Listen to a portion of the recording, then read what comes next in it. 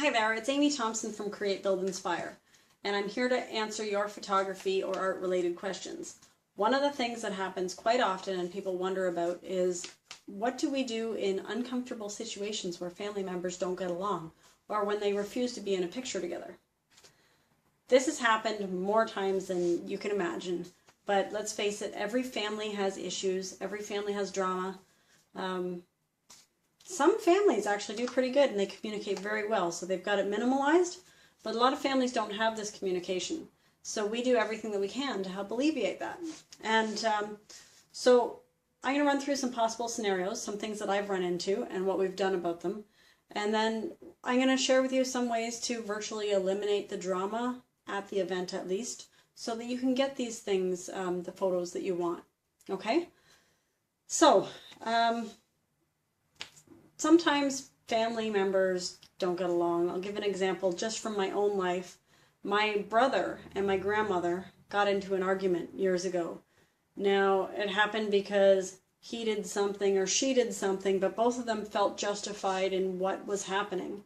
And they refused to talk to each other anymore. They refused to have anything to do with each other, which made family events uncomfortable, and I would say it just didn't seem very nice to the rest of us, because we all want to have a nice, enjoyable afternoon or evening, and we wanted to take part with that with both of them. But it made it so that either one or the other wouldn't be there all the time. And when one was there and the other wasn't, that one would be trying to get buy-in from the rest of us, saying, oh, well, you know, he did this or she did that, and I'm right in this feeling. And misery loves company. So the more that you talk about it, the worse things get. Believe it or not, the only person who can resolve these things is the person who has the conflict with you. So it doesn't make any sense to do that. It just puts your family and friends in an uncomfortable situation. However, my grandmother ended up dying. I have no idea whether or not my brother or her had regrets. They never ended up making amends. But we had our family photo, of course, the last one of her life, and did not have my brother in it. So I don't want that happening to you. If this is how I've dealt with it with clients that I've had, and I have shared that story with them, because usually just having them see the bigger picture helps them to stand close together for at least one photo. And what I do is I even tell them straight out, I'm like, it doesn't matter to me whether you guys are arguing or not, but the bride or groom or the people in this, they really want this picture, and I will keep it as short and sweet as possible and put you guys at the farthest ends of the photo so that you don't have to be close to each other. I'll make it snap, snap, and you can run away. And generally that works. Sometimes it doesn't, and in which case then we'll take a photo in a similar lighting and similar background, so of each of the people, and then we can Photoshop them in together. So we'll pose them in a way that looks good as an individual photo, but then we'll also create it in our minds where we can put them together afterwards. Now that usually works as well, and my biggest thing is communication and honesty. So I am not going to do that and have somebody find their picture on Facebook with somebody that they hate. You know, I'm not going to do that. I'm not going to merge it unless they know. And the thing is, I will take the photos for the people so that they can do that themselves if they want. But generally speaking, I have never actually had one person in my entire 17-year career be so adamant, even though it appears that way at first, but I've never had one person finally agree to having their photo done and having them at least put into the picture. So fingers crossed that it continues like that.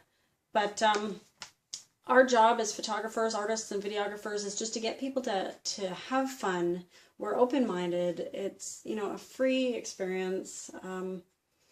We just want people to enjoy themselves. It's got nothing really to do with what's going on.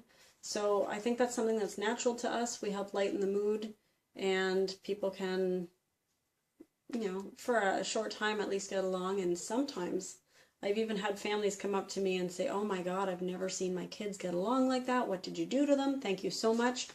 And it's because I tell them, I'm like, you know what? I'm the photographer. You guys go take some time, go fight it out over there. And they actually go, what? She said we can fight? I don't normally use the word fight, but you know, I get some pictures of them, and they actually, because they're allowed to be free and to be however they want to be with each other, by the end of the session or by the end of the thing, they come back and they remember why they had fun in the first place. They've resolved their relationships. I've had a lot of people tell me they've resolved their relationships just by having photo sessions, which is pretty cool. So anyways, whatever we can do to help you with that, we will. And I have to say good luck, because like I said, it's something that's in every family. Not everyone is willing to give up grudges. And if you can find a photographer or an artist or something who's very good with people in that aspect, awesome. And I wish you very well. I wish them well as well. It's Amy Thompson from Create.Build.Inspire Studios. And check out our professionalism and our relatability and our budget-friendly services. Visit us at create.buildinspire.org.